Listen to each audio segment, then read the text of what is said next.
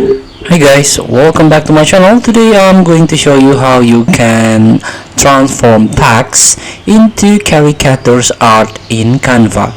All you have to do now, you can open Canva app. This is the desktop version. Don't forget to sign in with your account. To get started, you can click apps, then click AI powered. Now you can scroll down and try to find caricature maker. So you can easily create unique and personalized caricature art with Caricature Maker. So you can click use in new design. And here we go. So here you can describe your caricature. You can try an example here. A man with bald head and a big smile. A woman with curly hair and round face.